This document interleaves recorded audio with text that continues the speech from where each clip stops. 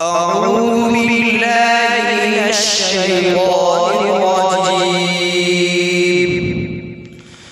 بسم الله الرحمن الرحيم.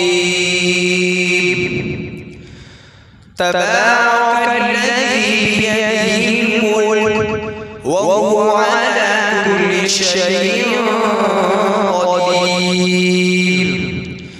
الذي خلق الموت والحياة ليبلوكم أيكم أحسن عملا وهو العزيز الغفور.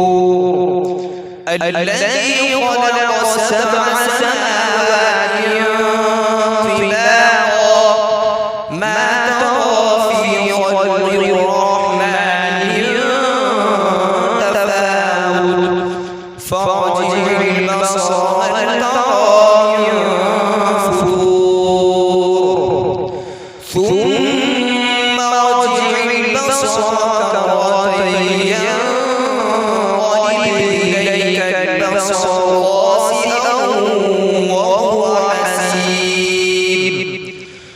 ولقد زينا السماء الدنيا بمصابيح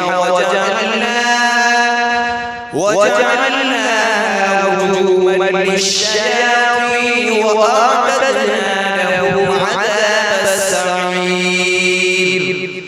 وللذين كفروا بربهم عذاب جهنم وبئس المصير. إذا ألقوا فيها سمعوا لها شهيقا وهي تفور تكاد تميز من الغيظ كلما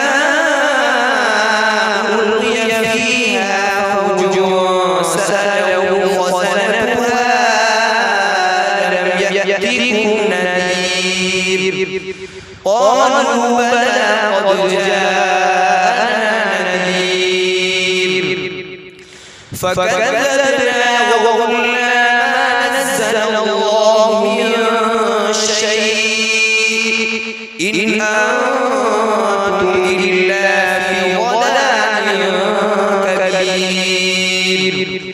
وقالوا لو كنا نسمع أو نعقل ما كنا في أصحاب السعير فاعترفوا بذنبهم فسحقا لأصحاب السعير. إن الذين يخشون ربهم بالغيب لهم مغفرة وأجر كبير. وأسروا قولكم أو اجهروا به إنه عليم بذات الصدور. ألا يعلم من خلق وهو اللطيف الخبير. صدق الله العظيم.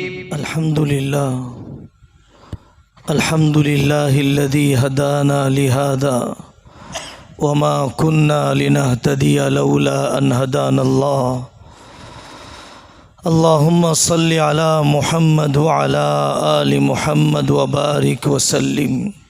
أما بعد، أعوذ بالله من الشيطان الرجيم. بسم الله الرحمن الرحيم. يا أيها الذين آمنوا ادخلوا في السلم كافة. وقال تعالى: اليوم أكملت لكم دينكم وأتممت عليكم نعمتي ورضيت لكم الإسلام دينا. صدق اللہ العظیم. قابل احترام بزرگوں اور عزیز طلباء، اس مجلس میں سب سے پہلے دین کا جامع تصور، اصل دین کے شعبجات کیا ہیں، اصل دین کے اجزاء کتنے ہیں، علماء فرماتے رہتے ہیں اعتقادات کا شعبہ عقیدے ایمان مفصل میں، عقیدت الطحاوی میں، عقیدے علم کلام کی شکل میں شرح عقائد میں، اور پھر چھوٹی بڑی کتابیں موجود ہیں، ایک ایک عقیدے پر کتابیں موجود ہیں، ایک ایک جزئیے پر ہیں۔ اعتقادات کا شعبہ، عبادات کا شعبہ، نماز، روزہ، زکوٰۃ، حج، ان کے نئے مسائل، ان کے پرانے مسائل، ان کے اختیاری زمانے کے مسائل، اضطراری زمانے کے مسائل، بدلتے زمانے کے مسائل۔ تیسرا شعبہ معاشرت کا، کہ جس معاملات کا شعبہ جس میں کتاب البیوع، خرید و فروخت کے مسائل، پارٹنرشپ کے مسائل، رہن اور سود کا موضوع، ایک ایک جزئیے پر پی ایچ ڈیاں ہیں، اور ایک ایک جزئیے پر عالمی سطح پہ بڑی بڑی تنظیمیں کام کر رہی ہیں۔ اعتقادات، عبادات، معاملات، معاشرت میں پرسنل لا، فقہ الاسرہ، فقہ الاجتماع، نکاح طلاق کے مسائل، رضاعت کے مسائل، حضانت کے مسائل، اور پھر آخری شعبہ اخلاقیات، فقہ باطن کی اصلاح، اپنی ذات کی اصلاح کی طرف توجہ۔ ان 5 شعبہ جات، اور یہ صرف عامیانہ طور پر گنوانے تک محدود نہ رہ جائیں ہم، کم سے کم اس کی بنیادی فہرست، اس کی کتابوں کی فہرست تو ہمارے علم میں ہو۔ عامی مبلغ کی جو فہم کی سطح ہے، ان 5 شعبہ جات کے گنوانے کی ہماری سطح بھی صرف اتنی نہیں ہونی چاہیے۔ غیر مسلموں سے تعلقات، بین الممالک تعلقات، دار الحرب اور دار الاسلام سے تعلقات، صرف اس موضوع پر 100 کتابیں علماء نے لکھی ہیں۔ اندازہ ہونا چاہیے دین کے جامع تصور کا، امر بالمعروف نہی عن المنکر، مسلمانوں میں اصلاح کی محنتیں، مختلف اصلاح کی محنتیں۔ حضرت مولانا الیاس صاحب رحمۃ اللہ علیہ الیاسی نہج، حضرت ہردوئی اور تھانوی نہج، اور بھی دسیوں تجربات، امت کے درمیان اصلاح کی کوششیں۔ غیر مسلموں میں دعوت کا شعبہ، انفرادی دعوت، اجتماعی دعوت، اسلام کی خوبیاں غیر مسلموں کے سامنے سنائی جائے، مسجد میں لا کر نماز کا طریقہ بتلایا جائے، اذان کا ترجمہ بتلایا جائے، قرآن کا ترجمہ پہنچایا جائے، زمزم پیش کیا جائے۔ اپنے اخلاق سفر کے درمیان جس محلے میں رہتے ہیں، اس محلے میں اپنے اخلاق اور تعلقات غیر مسلموں سے درست رکھے جائیں۔ دین کے سارے شعبہ جات کا جامع تصور۔ نکاح کے کتنے جزئیات ہیں اس زمانے میں۔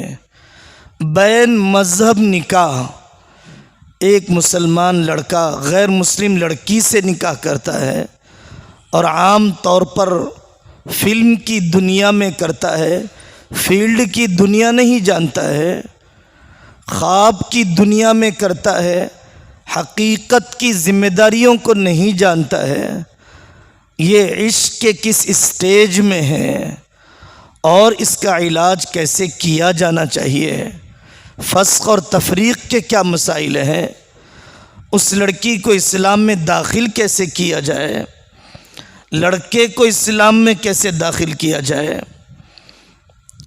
اسی طرح فقہ باطن میں، اخلاقیات کے شعبے میں ہمارے ملک کے اندر چشتیہ سلسلہ اکابر میں عام طور پر رائج رہا، اور ہمارے اکابر چاروں سلسلوں میں بیعت کیا کرتے تھے، غالب چشتیت کی رہی، اور پھر آخری دور میں نقشبندیت کا رواج ہوا، سہروردی قادری سلسلے کے ذریعے سے جنوب میں زبردست کام ہوا۔ ہمارے علاقے کے اندر، دکن کے علاقے میں قادری اکابر کے ذریعے سے مشہور سلسلے ہیں۔ تاریخ کے مختلف ادوار میں اللہ تبارک و تعالیٰ نے اپنی خاص حکمت کے تحت مختلف سلسلوں کو چلایا۔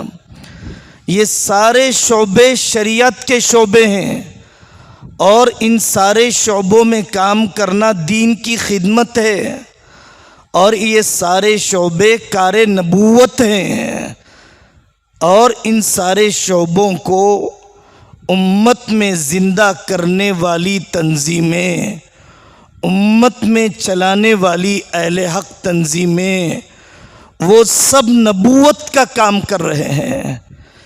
کم علمی تنگ نظری پیدا کر دیتی ہے، کم علمی آدمی کے اندر تنگ نظری پیدا کر دیتی ہے، اور تنگ نظری فرقے بناتی رہتی ہے۔ میرا کام ہی نبوت والا کام ہے، میرا کام ہی نبیوں والا کام ہے۔ اس قسم کا زعم اور اجتماعی فرعونیت اور کبر پیدا ہو جاتا ہے۔ دینی خدمات کا جامع تصور، دین کا جامع تصور، دینی خدمات کا جامع تصور۔ ہر آدمی ہر شعبے میں کام نہیں کرتا، ایسے جامع کمالات، شخصیتیں بہت کم پیدا ہوتی ہیں۔ امت نے الگ الگ کام کو امت کے علماء نے بانٹ لیا۔ مفسرین کا شعبہ تفسیر کے لیے، محدثین نے حدیث کے مختلف علوم و فنون کو سنبھالا، قربانیاں دی۔ کوئی بھی فن قربانی اور مجاہدے کے بغیر فروغ نہیں پایا ہے۔ آدمی جس تنظیم یا جس جماعت سے وابستہ ہوتا ہے، ایسا زعم پیدا ہو جاتا ہے کہ قربانی تو ہم جانتے ہیں، فلانا کہاں سے قربانی جانتا ہے؟ مکتب پڑھانے والے کی قربانی وہ کہاں جانتا ہے؟ مؤذن کی قربانی وہ کہاں جانتا ہے؟ متکلمین نے علم کلام کے ذریعے سے یونانی فلسفے کا مقابلہ کیا، یونانی نظریات کا جواب دیا، اور پھر آگے فقہا کی جماعت ہے۔ اللہ اکبر، ایک ایک جزئیے پر کتابچے ہیں، متحیرہ حائزہ کے مسائل پر کتابچے ہیں۔ جس ملک میں سورج 6 مہینے نکلتا ہے، 6 مہینے رات رہتی ہے، ان مسائل پر علماء نے کئی سو صفحات پہ کتابیں لکھی ہیں۔ صرف قبلہ رخ اور اوقات صلاۃ اور دنیا کا بلغاریہ کا وہ حصہ جہاں پر 6 مہینے سورج 6 مہینے رات ہو، ایسے علاقے میں نماز روزے کے کیا مسائل ہیں؟ ظاہر ہے کہ کیسی عمر لگائی ہے ان لوگوں نے۔ اور محمد بن حسن الشیبانی نے صرف بین الاقوامی تعلقات کے فن پر سب سے پہلے انسانی تاریخ میں لکھتے ہوئے سیر صغیر سیر کبیر کی کتابیں، آج انگریز ملکوں میں ان کے نام سے شعبے ہیں، ان کتابوں کے ترجمے ہیں، کام کیا ہے۔ فقہا نے ایک ایک جزئیے پر کام کیا ہے۔ متن کی شرح، شرح کی شرح، تعلیق، شرح پر تعلیق، متن پر تعلیق، امہات المتون پر تعلیق، اور عجیب عجیب انداز کے کام ہیں۔ فقہا نے فقہ ظاہری کو سنبھالا، صوفیہ نے فقہ باطن کو سنبھالا۔ ابن قیم جوزی رحمۃ اللہ علیہ کی کتاب ہے عمدۃ الصابرین وعدۃ الشاکرین، صرف اس موضوع پر ہے کہ شکر افضل ہے یا صبر افضل ہے۔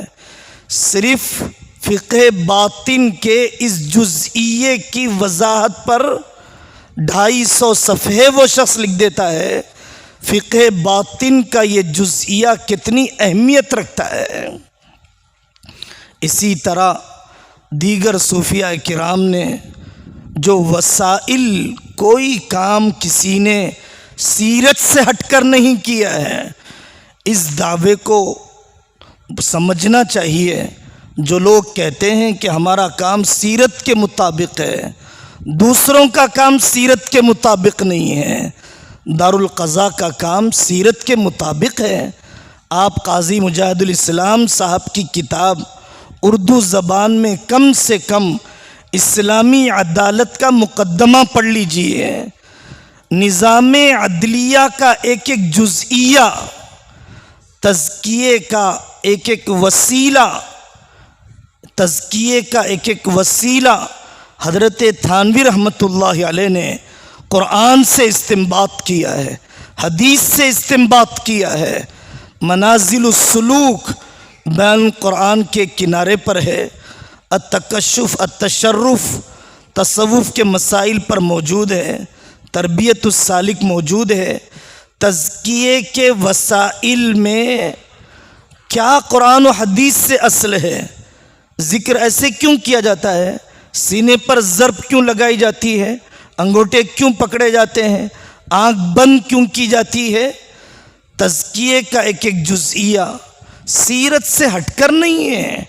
وسائل میں اتنا کافی ہے کہ وسائل مقاصد نہ بن جائیں، وسائل میں اتنا کافی ہے کہ کوئی وسیلہ خلاف شریعت نہ ہو جائے۔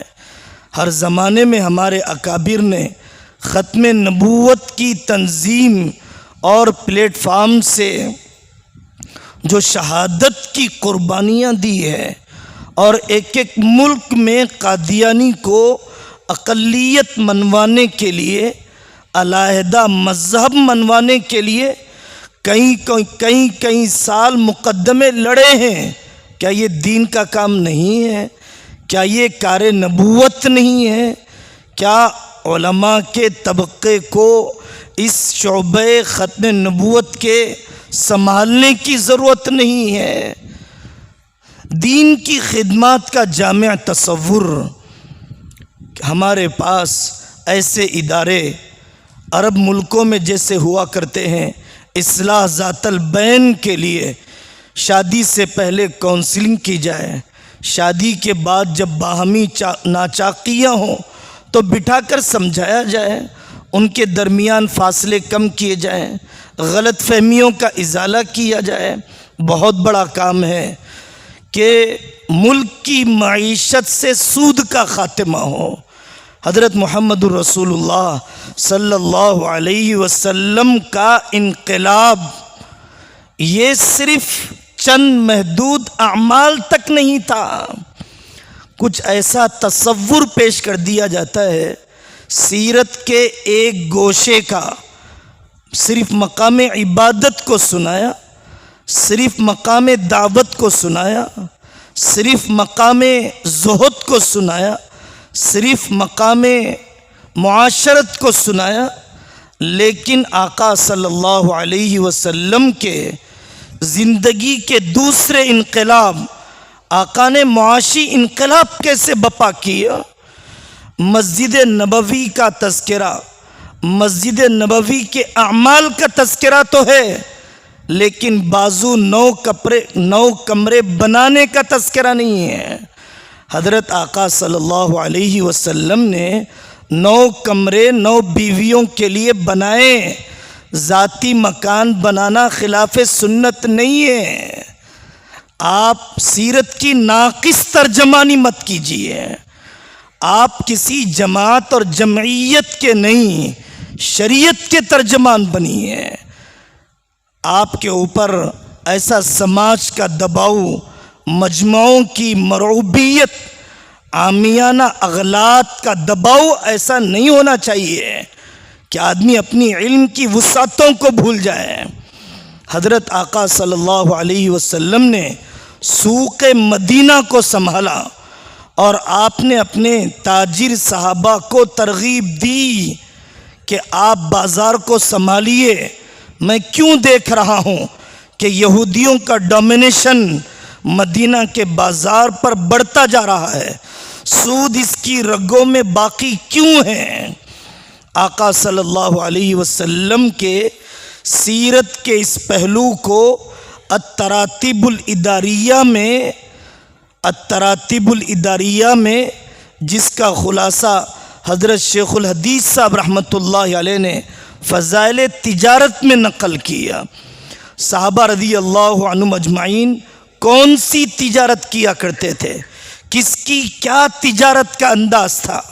حفظ الرحمن سیوہاری رحمۃ اللہ علیہ نے اسلام کا اقتصادی نظام نامی کتاب میں دنیا کی پوری معیشتوں کا جائزہ اور پھر اس کے بعد حضرت رسول اللہ صلی اللہ علیہ وسلم کی نظام معیشت میں لائے جانے والے انقلاب کا تذکرہ کہ آخر کیا ضرورت تھی حضرت محمد صلی اللہ علیہ وسلم کو معاشی اعتبار سے انقلاب لانے کی۔ آخری زمانے میں حضرت شیخ الاسلام مفتی تقی عثمانی صاحب دامت برکاتہم کے ذریعے سے ایک تجدیدی کام رونما ہوا کہ ملکوں کے آنکھ میں آنکھ ڈال کر حضرت نے پوری جرأت سے ثابت کیا، پاکستان کی عدالتوں میں ماہرین معیشت کے سامنے ہزاروں صفحات لکھ کر ثابت کیا کہ موجودہ بینکنگ کا نظام، موجودہ سرمایہ دارانہ نظام سوائے انسانیت کو مزید غربت کی طرف، مزید مہنگائی کی طرف اور مزید تباہی کی طرف اور مزید قلت غذا کی طرف لے جانے کے اور کچھ نہیں ہونے والا ہے۔ کام کیا، شعبہ مناظرہ مجادلہ اپنے حدود کے اندر داعیانہ درد کے ساتھ کیا جانا یہ بھی دین کا شعبہ ہے۔ میں خدمات دین کا وسیع تصور اس لیے سنانا چاہ رہا ہوں۔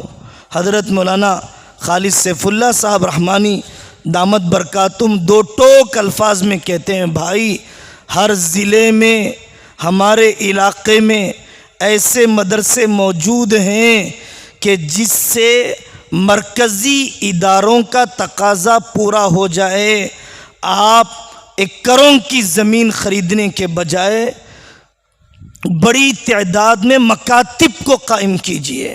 مکاتب کا کام فرض عین کا درجہ رکھتا ہے۔ بڑے اداروں کی ضرورت کم پائی جاتی ہے مکاتب کی توسیع کے مقابلے میں، مکاتب کے استحکام کے مقابلے میں۔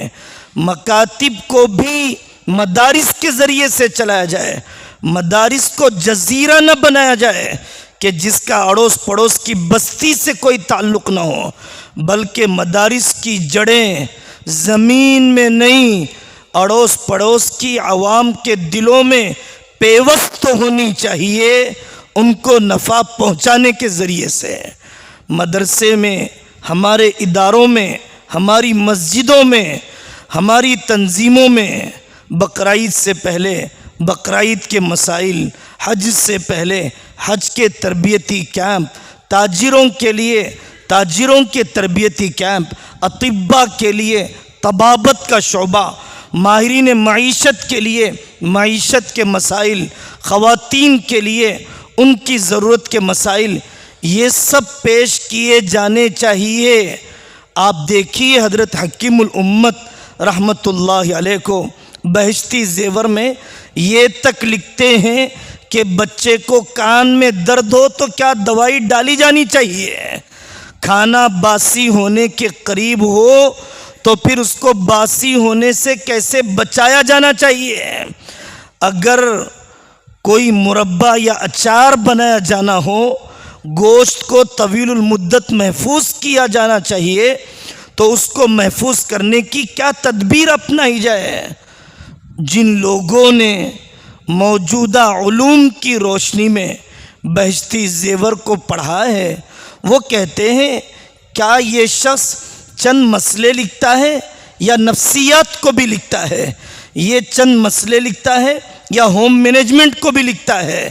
یہ نفسیات جو خود لاولد ہے اور اولاد کی پرورش سے متعلق اتنے گہرے جائزے لیتا ہے کہ اس شخص کا ایک ایک جملہ رب کعبہ کی قسم تجربات کا سمندر لیا ہوا ہے۔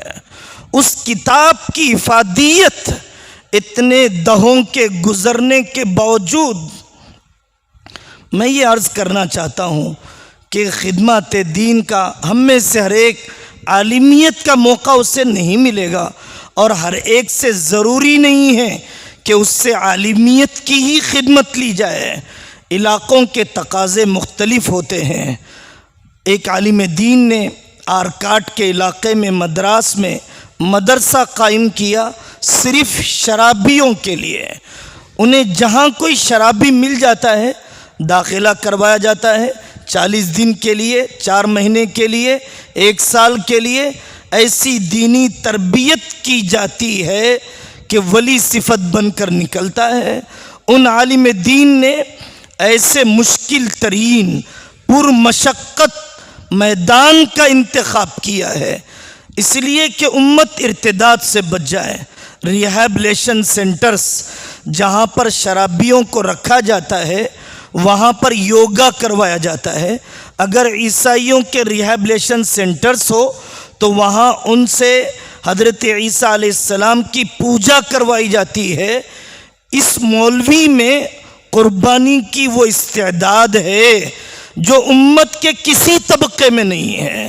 میں آپ سے ہرگز بطور چاپلوسی کے نہیں، بطور تملق کے نہیں، بلکہ امت کے مختلف طبقات میں بہت قریب سے رہنے کے بعد میں عرض کر رہا ہوں، اس مولوی میں استعداد ہے اندھوں کے مدرسے قائم کرنے کی۔ مدراس کے علاقے میں ایک مولوی صاحب نے، پونا کے علاقے میں ایک مولوی صاحب نے، افریقہ میں ہمارے ناظم صاحب جانتے ہیں نابیناؤں کا مدرسہ، حافظ بھی بن گئے، عالم کورس کا پہلا بیچ بھی فارغ ہو گیا، اور عیسائی تنظیمیں ہم سے پہلے سبقت لے گئیں، اور وہ عیسائی تنظیمیں گونگے بہروں کو اشاروں سے عیسائیت پڑھانے کا انتظام کر رہی ہے۔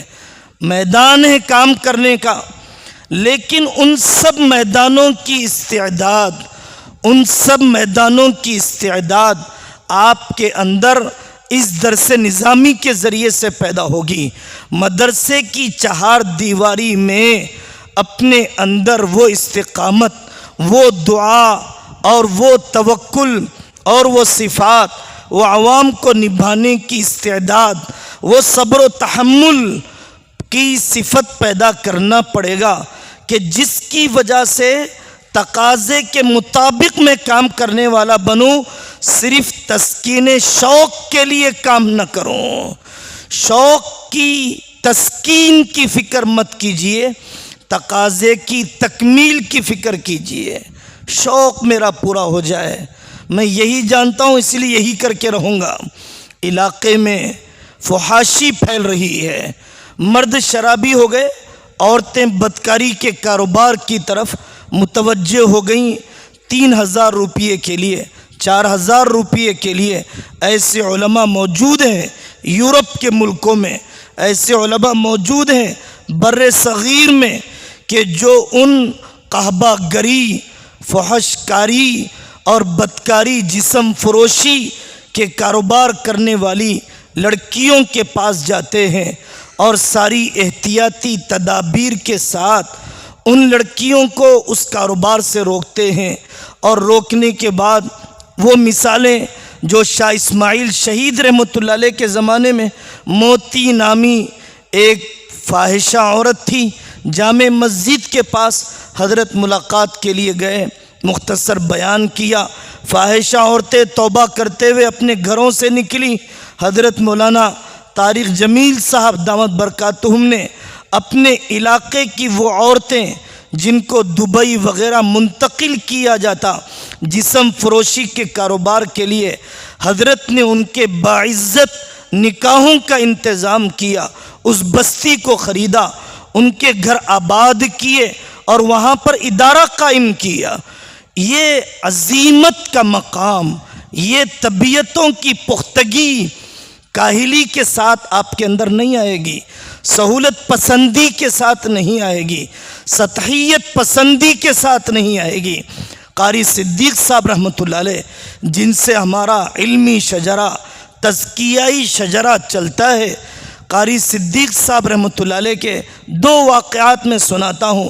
حضرت نے ہتھوڑا کا انتخاب کیا تھا وہاں پر بے دینی کے پھیلنے کی وجہ سے، اسی لیے نہیں کہ وہاں ڈونرز اچھے مل گئے تھے، متبرعین اچھے مل گئے تھے، زمینیں سستی تھی، نہیں، تقاضا وہاں پر محسوس کیا۔ کھنڈوا ایک علاقہ ہے ایم پی کا، وہاں پر مولانا سلامت اللہ صاحب رہتے ہیں، وہاں ان کے بیٹے، ان کے بھائی یہاں پر بھی پڑھے ہیں۔ حضرت قاری صدیق صاحب رحمۃ اللہ علیہ کھنڈوا کے علاقے میں پہنچے، پورے علاقے کا جائزہ لیا، مدرسہ ہی نہیں ہے۔ ایک متمول صاحب نے بڑی رقم پیش کی، بطور ہدیے کے 25,000 پیش کیے۔ آج سے 20-25 سال پہلے حضرت قاری صاحب نے 200 روپے لے کر کہا، بھائی اتنی بڑی رقم کی مجھے ضرورت نہیں ہے، آپ نے ہدیہ دیا، میں نے 200 قبول کر لیے، اب باقی رقم یہاں پر مدرسے کی زمین خریدنے پر لگے گی۔ آج ہم دوپہر کا کھانا نہیں کھائیں گے جب تک کہ زمین متعین ہو جائے مدرسے کے قیام کے لیے، جب تک کہ جگہ متعین ہو جائے مدرسے کے قیام کے لیے۔ ہمارے ملک میں ضرورت ہے رفاہی کاموں کی، رفاہی کام نبوت کا کام ہے، جہنم سے بچانا بھی نبوت کا کام ہے، پیٹ کی آگ بجھانا بھی نبوت کا کام ہے۔ حضرت آقا صلی اللہ علیہ وسلم کو نبی بنائے جانے سے پہلے اللہ تعالیٰ نے انسانیت پر شفقت دی ہے۔ غیروں کی تنظیمیں مادی امداد کے ذریعے سے، کوئی مدر ٹریسا عیسائیت کی دعوت کے بغیر کام نہیں کر رہی ہے، کوئی اسکول عیسائیت کی دعوت کے بغیر کام نہیں کر رہا ہے، کوئی تعلیمی نظام پرانے ہندوتوا کے نظام کی دعوت کے بغیر کام نہیں کر رہا ہے۔ رفاہی کاموں کا میدان، رفاہی کاموں کے علمی اور عملی ترجیحات، علماء کی کیسے خدمت کی جائے، غیر سودی بینک چھوٹے پیمانے پر کیسے قائم کیے جائیں۔ آپ مسلم اکثریتی علاقوں میں چلے جائیے اور ظاہری طور پر دیندار سمجھے جانے والی بستیوں میں چلے جائیے، وہاں مسجد میں مت جائیے، وہاں رہن سینٹروں میں جائیے، وہاں پر مورگیج پر پیسہ دیا جاتا ہے ان علاقوں میں جائیے، وہاں کے سرکاری غیر سرکاری بینکوں میں جائیے، وہاں کے ماروڑیوں اور بنیوں کے پاس جائیے، آپ کو پتہ چلے گا کہ مسلمانوں کے مال کا کروڑوں کا حصہ ان بنیوں کے پاس سود کے ذریعے سے پہنچ رہا ہے۔ ہمارے اکابر محدود نظر کے حامل نہیں تھے۔ جمعیت علماء ہند اور مفتی کفایت اللہ صاحب رحمۃ اللہ علیہ نے مسلم فنڈ کا نظام جاری کیا اور بہت ہی سادے اصول، غیر سودی بینک، انٹرسٹ فری بینک قائم کرنے کا رواج دیا، ملک بھر میں کانسیپٹ پیش کیا ملک کے ماہرین معیشت کے سامنے۔ اس کے لیے بہت عالی استعداد چاہیے، ادنا قسم کی استعداد۔ زمانے طالب علمی میں جو کام آپ چھٹیوں میں کر رہے ہیں وہی کام آپ فراغت کے بعد کرنے والے ہیں۔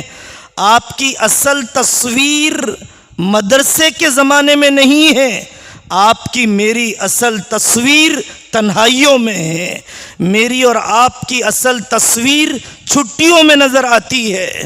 جو طالب علم چھٹیوں میں مسجد میں اذان دیتا ہے، مسجد کی صفائی کرتا ہے، مکتب میں پڑھانے کے لیے بیٹھ جاتا ہے، اپنے قدیم اساتذہ کے پاس پہنچ جاتا ہے، اعتکاف کے لیے کسی بزرگ کے پاس رہ جاتا ہے، آنے والی جماعتوں کی نصرت کرنے لگ جاتا ہے، جو خواب اس نے زمانے طالب علمی میں دیکھے وہی کام وہ فراغت کے بعد کیا کرتا ہے۔ اپنے آپ کو دین کے محدود تصور اور دینی خدمات کے محدود تصور سے اپنے آپ کو نکالیے۔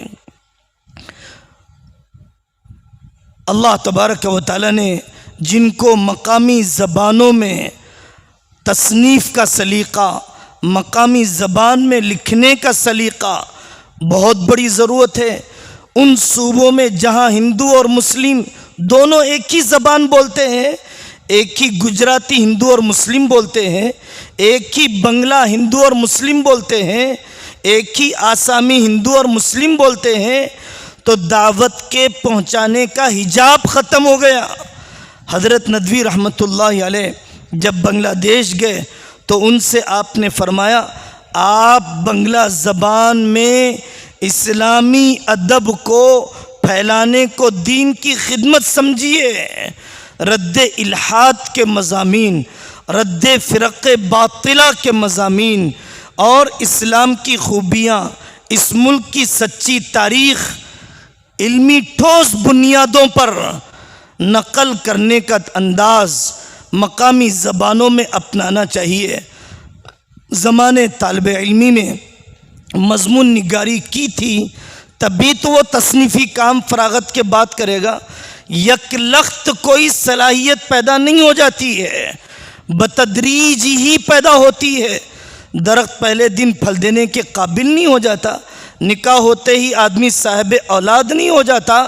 خارق عادت کوئی شخصیت بن جائے تو بن جائے پالن حقانی، لیکن اللہ کا عام ضابطہ بتدریج ہی انسانوں کی صلاحیت کی پرورش کا ہے۔ کام کہاں سے شروع کیا جائے؟ میں اچھا قاری بننا چاہتا ہوں، اچھا مصنف بننا چاہتا ہوں، اچھا مناظر بننا چاہتا ہوں، اچھا ماہر تعلیم بننا چاہتا ہوں، میں کام کہاں سے شروع کروں؟ جو شخص اپنی زندگی میں ناکامی کو جھیلنے کا حوصلہ نہیں رکھتا، وہ کبھی زندگی جینے کا حوصلہ نہیں رکھتا ہے۔ اس زندگی میں ناکامیاں آتی ہیں، مخلص کی ہار نہیں ہوتی ہے۔ ناکامی کے بغیر کوئی کامیابی کی منزل تک نہیں پہنچا۔ آپ ونر اسٹوریز کو پڑھیے، دنیا کے کامیاب انعام یافتہ تاجروں کے واقعات، انگریزوں کے واقعات، چائنیز کے واقعات، جاپانیز کے واقعات جو لکھتے ہیں اہل فن، اس کو پڑھیے۔ یہ بلب بنانے والا 1000 مرتبہ بلب کو روشن کرنے کی کوشش کرتا رہا، 1001ویں مرتبہ بلب میں بجلی آئی اور روشنی نظر آئی، ناکام نہیں ہو گیا۔ انسانیت اس کے 1000 مرتبہ کے ناکام تجربے کے بعد 1001ویں تجربے کے اندر اس بلب کی روشنی سے فائدہ اٹھا رہی ہے۔ ناکامی کے خوف کی وجہ سے آپ اپنا سفر ختم مت کیجیے۔ جو چلنے والا ہوتا ہے وہی گرتا ہے، بیٹھا ہوا آدمی گرتا نہیں ہے، کام کرنے والا ہی غلطی کرتا ہے۔ جس نے کام ہی شروع نہیں کیا اس سے غلطی کیا ہوگی؟ غلطیاں آپ کو منزل کی طرف لے جا رہی ہیں، غلطیاں آپ کو تجربے کی طرف لے جا رہی ہے، غلطیاں آپ کے کام کو مزید پختہ کر رہی ہیں۔ مزاجوں کو نبھانے کی استعداد، تزکیہ اس لیے ضروری ہے، فقہ باطن اس لیے ضروری ہے کہ آدمی کے اندر اپنی بستیوں میں نبھانے کی استعداد پیدا ہو جائے. 100% ایک مزاج کی بیوی، 100% ایک مزاج کی اولاد، 100% ایک مزاج کا باپ، 100% ایک مزاج کا بھائی نہ پیدا کیا گیا نہ کسی کو ملے گا. جو موافق مزاجوں کا متلاشی ہے وہ انسانوں کی بستی کو چھوڑ کر جنگل میں چلا جائے. اگر اسے انسانوں کی بستی میں رہنا ہے تو مخالف مزاجوں کو نبھانا ہے. حضرت رسول اللہ صلی اللہ علیہ وسلم نے جیسے حبار ابن اسود کو نبھایا، جیسے وحشی کو نبھایا، جیسی ہندہ کو نبھایا، جیسے ابو سفیان کو نبھایا، ویسے انسانیت کے بدترین لوگ ہمیں نہیں ملیں گے جن کو آقا نے اس بدترینی سے نکال کر انسانیت کا عجوبہ بنا دیا ہے. اس سے بدتر مجمع مجھے اور آپ کو نہیں ملے گا. علاقوں میں جمنا. حضرت بایزید رحمت اللہ علیہ اوپر سے راکھ ڈال دی گئی. شاگرد نے کہا کہ حضرت اس نے راکھ ڈال دیے، پٹائی کر دیں، دیکھ لیں.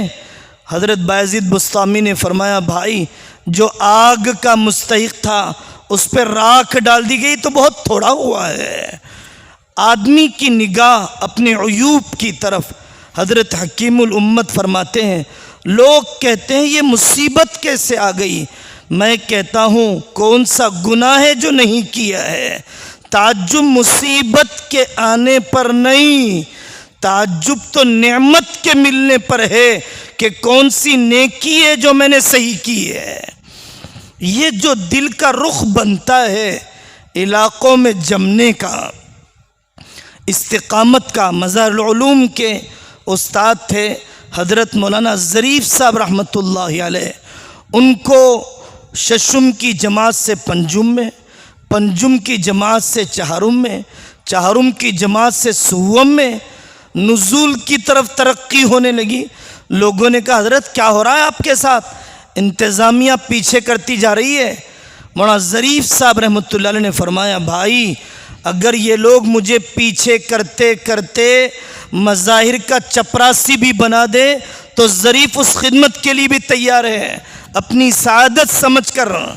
یہ مزکا نفوس کا طریقہ ہوتا ہے، ورنہ کمیٹی کے صدر صاحب کا تھوڑا سا ناراض ہو جانا، ناظم صاحب کا تھوڑے سے سخت بول دینا آدمی بنے بنائے میدان کو چھوڑ دیتا ہے. بغیر استقامت کے علاقے پھرتے رہتا ہے تو پھر کہیں پر کوئی مجمع تیار نہیں ہوتا، کوئی علاقہ تیار نہیں ہوتا، کوئی مکتب مستحکم نہیں ہوتا، شاگردوں کی کوئی جماعت تیار نہیں ہوتی. کچھوے کی رفتار بھی ہو، آدمی صحیح رخ پر چلتا رہے، آج نہیں تو کل منزل پہنچ جائے گا.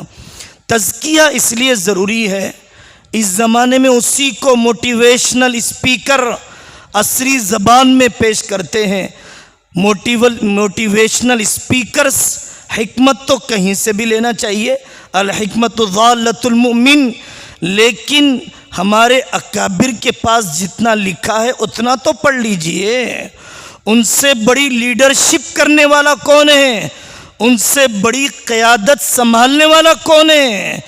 جن کے چرچے پورے عالم میں، جن کی کتابوں کے ترجمے 6 زبانوں میں، اور دین کے صرف انگریزی میں انہوں نے کام نہیں کیا، صرف کسی مقامی زبان میں کام نہیں کیا، صرف کتابیں نہیں لکھی.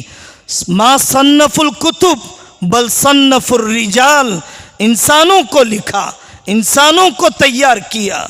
زیادہ پرکشش نعروں سے آدمی کو متاثر نہیں ہونا چاہیے. زبان کا درجہ دوسرے درجے میں ہے، فکر کا درجہ پہلے ہے. آدمی فکر مند ہو جائے تو زبان دردمند بھی مل جاتی ہے، اور زبان دردمند کے ساتھ ایک زبان نہیں 17 زبانیں آدمی سیکھ لیتا ہے. ڈاکٹر حمید اللہ حیدرآبادی رحمت اللہ علیہ 17 زبانیں جانتے تھے. انہوں نے محنت کی جرمنی میں، محنت کی پرتگالی میں، محنت کی فرانس میں، لیکن اصل اولین اور ترجیحی جو درجہ ہے وہ فکر کا ہے، فکر مندی۔ ایک استاد نے اپنے شاگردوں کو بلایا، دونوں کے سروں پر 2 ٹوکرے رکھے اور ایک ٹوکرے میں پتھر رکھا شکایت کا، دوسرا پتھر رکھا غیبت کا، تیسرا پتھر رکھا ناشکری کا، چوتھا پتھر رکھا کاہلی کا، چھٹا پتھر رکھا بے ترتیبی کا، اور 7واں پتھر رکھا استاد کی ناراضگی کا، 8واں پتھر رکھا ماں باپ کی بد دعا کا، 10واں پتھر رکھا اپنے ساتھیوں کو تکلیف دینے کا۔ ان دونوں شاگردوں سے کہا دوڑو۔ جب وہ دوڑنے لگے تو ظاہر ہے جس کے سر پر ٹوکرا تھا اور پتھروں کی بڑی مقدار تھی وہ نہیں چل سکا، اور جس کا ٹوکرا خالی تھا وہ چل سکا۔ اس کے بعد استاد نے کہا اس ٹوکرے کو خالی کر دو۔ اس نے وہ 10 پتھر پھینک دیے اور وہ ٹوکرا لے کر جب چلنے کے لیے کہا تو اپنے دوسرے ساتھی سے آگے نکل گیا۔ استاد جی نے کہا کہ بیٹا یہی مثال ہے، اگر تم گناہوں کو لے کر پھرتے رہے، اگر تم باطنی گندگیوں کو لے کر پھرتے رہے تو تمہارا دین کی خدمت کا سفر محدود ہو جائے گا، سست رفتار ہو جائے گا۔ اگر تم نے ان باطنی رذائل کو تھوکا اور ان باطنی رذائل سے اپنی صفائی کے لیے، تصفیہ تجلیے کے لیے فکر مند رہے تو پھر تمہاری رفتار کو دوسرے لوگ پہنچ نہیں پائیں گے۔ یہ باطن کا تزکیہ ہوتا ہے۔ صحت سب سے پہلی چیز ہے، جان ہے تو جہان ہے۔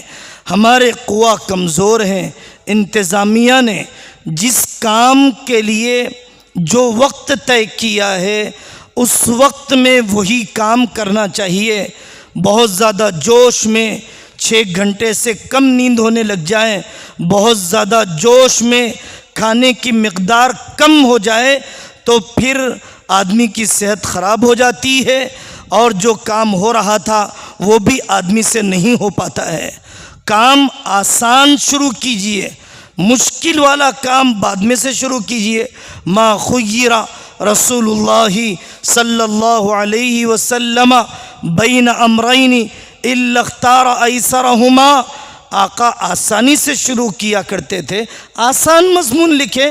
آدمی اپنی والدہ کو، والد کو فون پر بات کرنے کے بجائے خط لکھے، واٹس ایپ کے ذریعے سے فوٹو لے کر بھیج دے، پوسٹ آفس کے ذریعے سے بھیج دے، مضمون نگاری کی صلاحیت پیدا ہوگی۔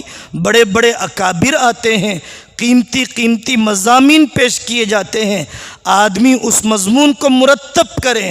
مضمون نگاری کے لیے الفاظ کی بھرمار نہیں، مضمون نگاری کے لیے اپنے زمانے کے قابل فہم الفاظ کے لباس میں آدمی جذبات کو منتقل کر دے۔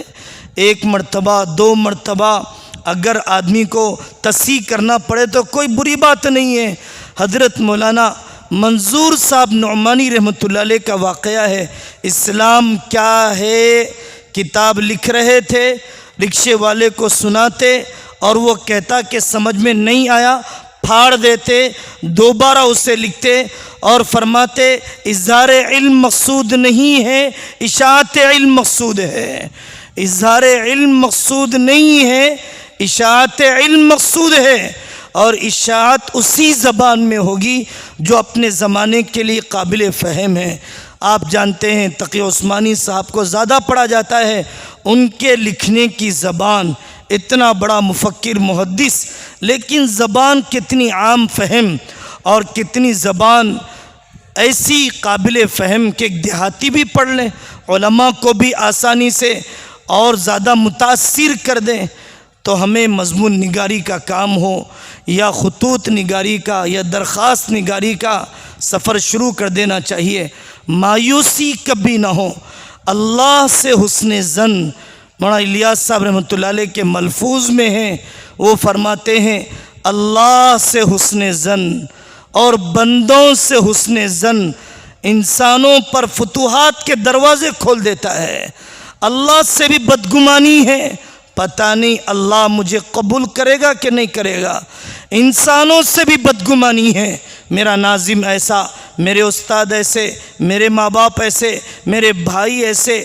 اللہ سے بدگمان، بندوں سے بدگمان، اس کے لیے آسمانی دروازے بھی بند ہو گئے، زمینی دروازے بھی بند ہو گئے. اسی لیے ایک ادیب نے کہا بقدر حلمک تتسع الارض، جتنا ظرف تیرا وسیع ہوگا اتنی زمین تیرے لیے کھلی ہوگی، جتنا ظرف تیرا تنگ ہوگا اتنی زمین تجھے باہر تنگ نظر آئے گی. یاد رکھیے لوہا ٹوٹنے والا ہے، لوہار کا کام ہے ہتھوڑے مارتا رہے. وہ اللہ جانتے ہیں کہ کون سا ہتھوڑا آخری ہے جو اس کو توڑنے والا ہے. پانی کا کمزور قطرہ پتھر میں سوراخ کرنے والا ہے. پانی کا کام یہ ہے کہ وہ گرتا رہے. اللہ جانتے ہیں کہ کون سا قطرہ ہے جو اس پتھر میں سوراخ کر دے گا. آپ کا کام ہے مطالعہ کرتے رہیں، آپ کا کام ہے قلم چلاتے رہیں، آپ کا کام ہے آنسو بہاتے رہیں، آپ کا کام ہے اساتذہ سے مشاورت کا تعلق رکھتے رہیں. اللہ جانتے ہیں کہ کتنے قدم آپ کے اس بستی میں پڑیں گے، کتنے سجدے آپ کے اس بستی میں ہوں گے، اور وہ کون سا سجدہ ہوگا جو وہاں کے باطل کے نقشے کو ختم کروانے کا اللہ کے یہاں ذریعہ بن جائے گا. آپ کا کام ہے محنت کو تسلسل کے ساتھ کرنا. اللہ تبارک و تعالی ہم سب کو صفات قبولیت سے نوازے اور صفات قبولیت کے ساتھ کرنا، صفات قبولیت کے ساتھ مرنا اللہ میرے اور آپ کے لیے مقدر فرما دے. وآخر دعوانا ان الحمد للہ رب العالمین. الحمد للہ رب العالمین. بولیے جی حضرت.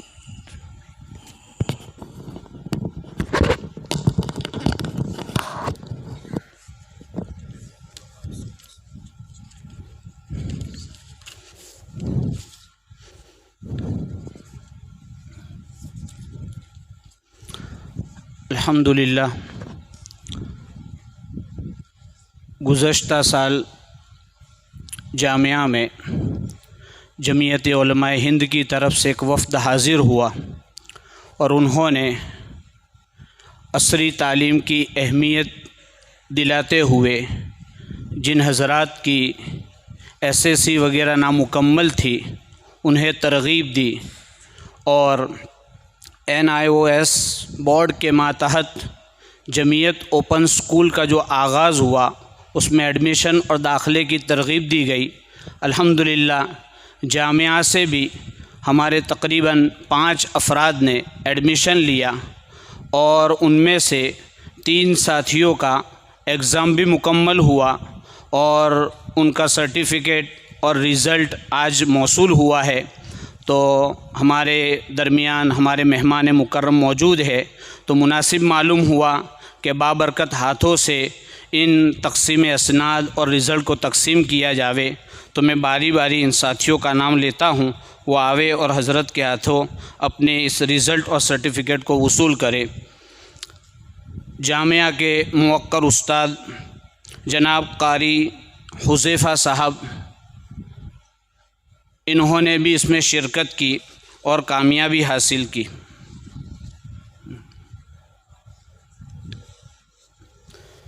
جی رزلٹ اور سرٹیفکیٹ. شیخ عامر جعفر بمبئی،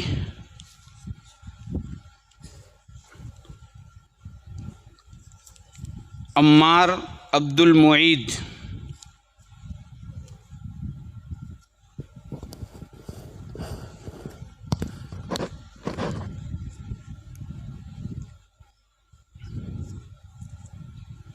دیگر ساتھیوں نے بھی ایگزام دیا ہے اور بڑی قربانیوں کے ساتھ ایگزام دیا ہے. ماشاءاللہ پورے رمضان کا مہینہ یہاں قیام کیا اور ایگزام کی تیاری کی. عید بھی یہاں کی اکیلے اور روزے بھی رکھے. اللہ ان کی قربانی بھی قبول فرمائے. ان قریب ان کا بھی رزلٹ انشاءاللہ دستیاب ہوگا. اور خصوصاً یہ اسکول اوپن تھی لیکن اس میں ہمارے مولانا اسامہ صاحب مہوا نے بھی طلباء کا اچھا تعاون کیا، ان کو لے کر بیٹھے، ان کی تیاری کرائی۔ اللہ ان کو بھی بہترین جزائے خیر عطا فرما۔